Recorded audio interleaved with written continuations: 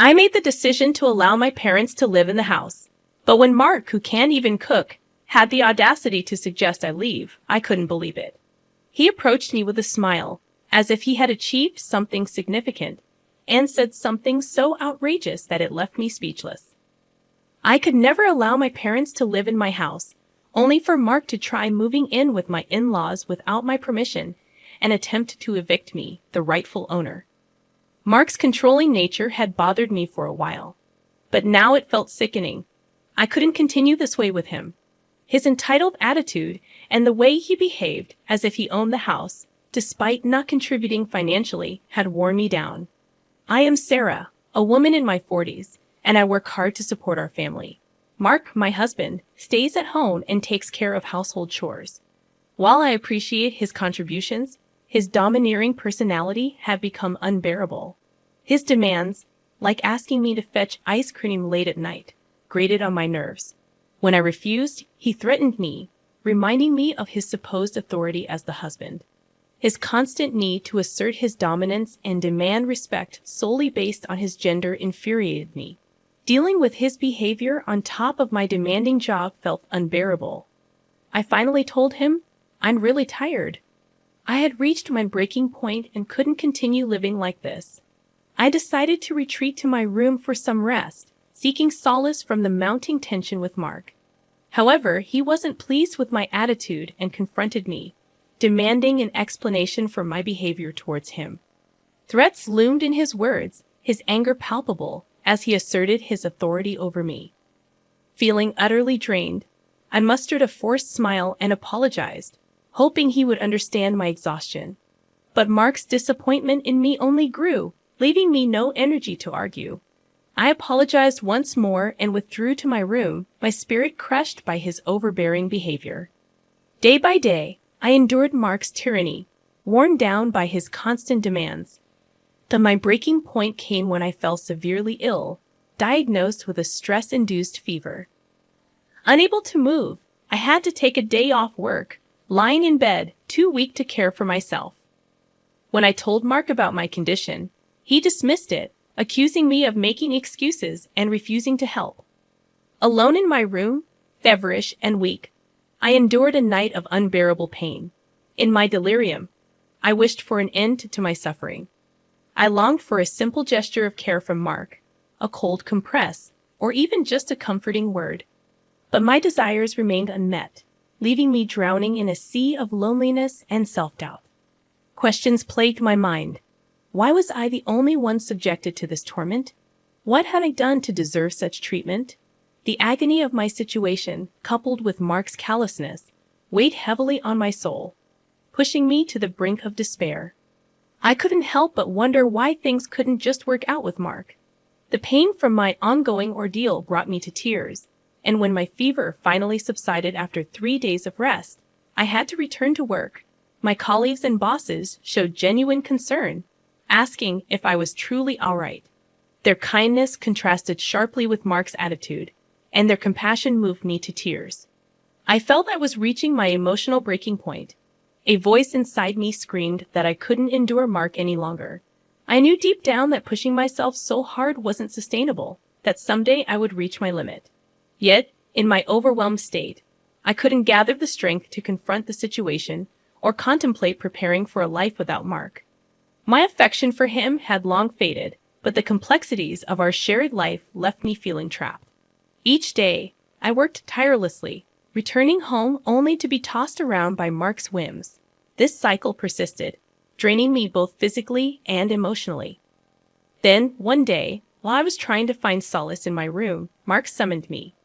It had been ages since we had a serious conversation, and his unusual excitement piqued my curiosity. As I settled down for the discussion, Mark, with a fervor I hadn't seen before, dropped a bombshell. He intended to let his parents live in our house. His callous remark about my inability to cook stung, but what struck me even harder was his plan to force me out. I couldn't fathom the selfishness behind his words. Mark, without considering my feelings, proceeded to outline his agenda. He wanted to change the house's ownership to include his parents, divorce me, and start a new family. He declared that these decisions were final and that my objections wouldn't change a thing. I felt a wave of dizziness wash over me, unable to comprehend the decisions he'd made without any regard for my emotions. When I broached the idea of living together, my parents were elated. They must have missed me dearly. It was my responsibility to be there for them as the man of the house. However, Mark, consumed by his own desires, arrogantly embraced the term man of the house, utterly oblivious to my feelings. I knew I couldn't continue this way with him. It was simply impossible. Mark chuckled dismissively, claiming that my love for him blinded me. He apologized insincerely, asserting that he only wanted to take care of his family. But I had no affection left for him.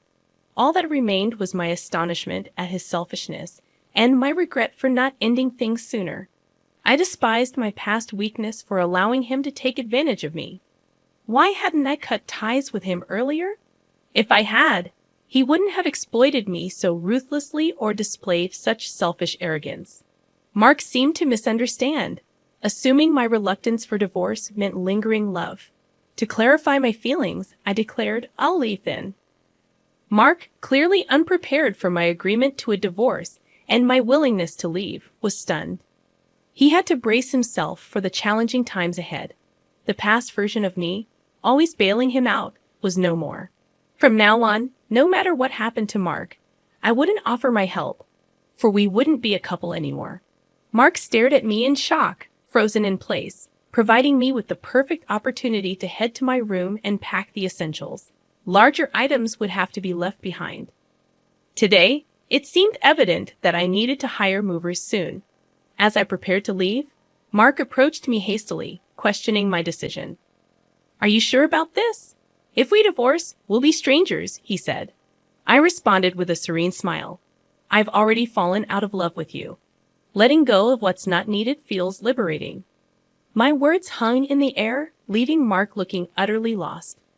I nodded, thanking him for everything, and walked away from our house. Back at my parents' place, I explained the situation to them. Their initial fury at Mark's behavior subsided when they realized I had a plan. With their support, I started my recovery process. The first step was the divorce. After sending the papers, Mark messaged me, expressing uncertainty about the situation. I clarified my feelings, and he went silent. A few days later, I received the completed divorce papers from him, promptly filled out my parts, and submitted them to the county office. Now, Mark and I were complete strangers. I no longer had the responsibility of supporting the household as his wife. During the divorce, we divided our assets. Mark claimed the house, a burden to me from the start, so I gladly gave it up. Instead, I opted for alimony since Mark wasn't working. His parents covered it, but he seemed to be actively job hunting, probably planning to repay them once he found stable employment. However, reality had a way of challenging even the best laid plans. A month passed since the divorce was finalized, and I moved into a new home, enjoying a peaceful life. Then, I received a call from Mark. Annoyance bubbled within me, but ignoring him might create more problems. So, for the sake of my own future, I decided it was time to address the situation. "Hello, what do you want after all this time?" I answered the phone, my patience worn thin from dealing with Mark. His desperate plea for help barely registered as I urged him to get to the point. "Please, help me," he implored. His tone, though desperate, only elicited a cynical laugh from me. I anticipated Mark being in a tough situation, but the severity of his predicament surprised me.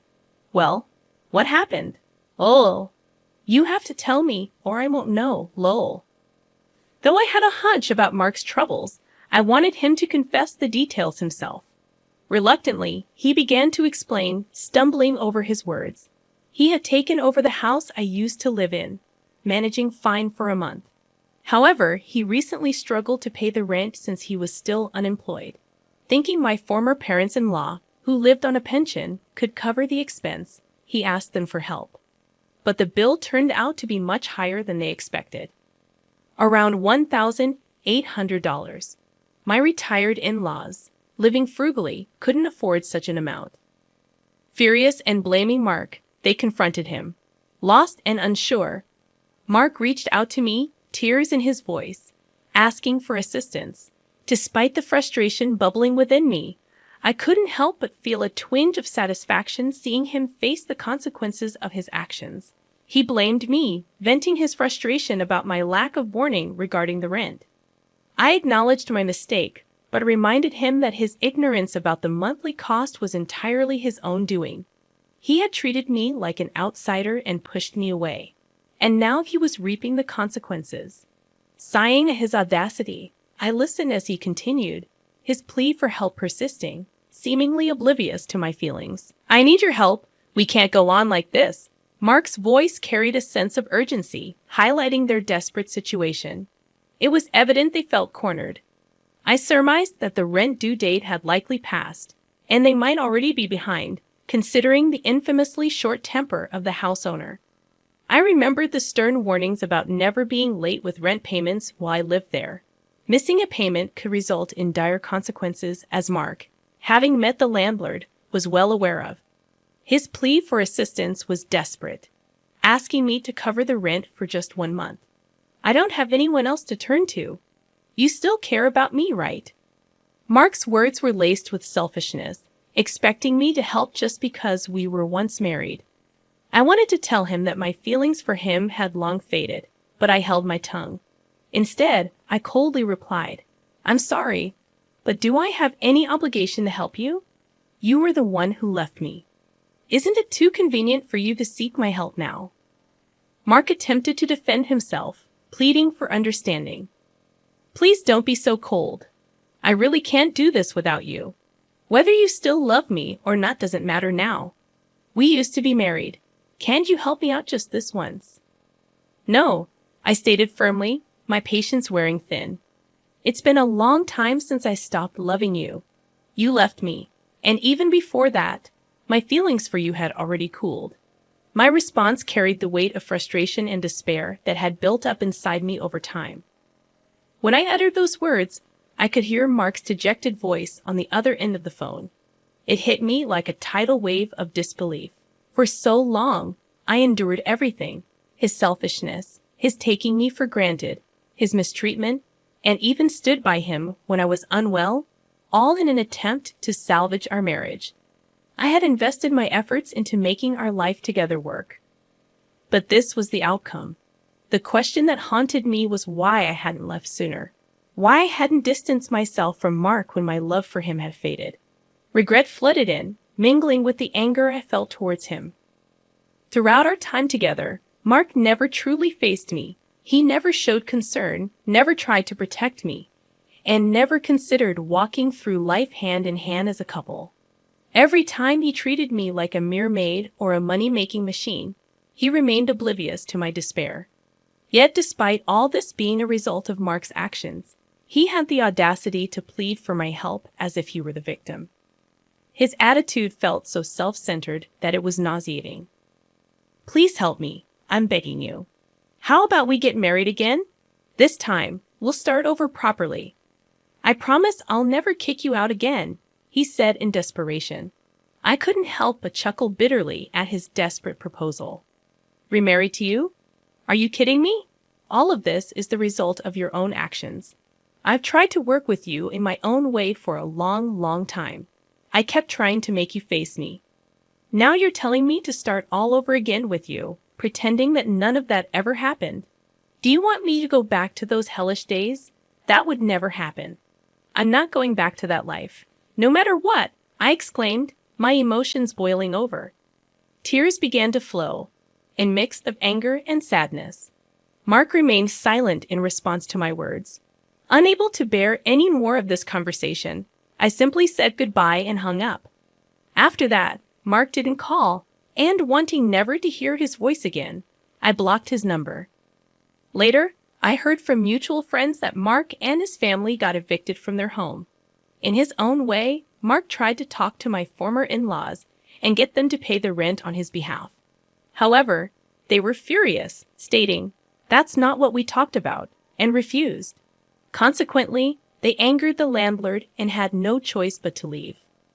Mark hadn't had much luck finding a full-time job, so he was working part-time to make ends meet. Apparently, because they have been living together, my former in-laws had to sell their house and were now cramped in a rundown apartment. All three of them. As for me, I became engrossed in my work. My boss even discussed a promotion with me. It seemed I might be the first female manager in our company, and I received admiration from both colleagues and juniors. Sometimes friends asked, "Are you going to get married?" To be honest, after being forced into that kind of life, I had a negative view of marriage. The idea of dating a man or getting married again didn't appeal to me. But life was long, and there was no need to rush. In this generation, many people go their entire lives without getting married. If I could live my life without regrets, that's all that mattered. If I could live true to myself, that was enough. With that in mind, I wanted to continue walking through life at my own pace.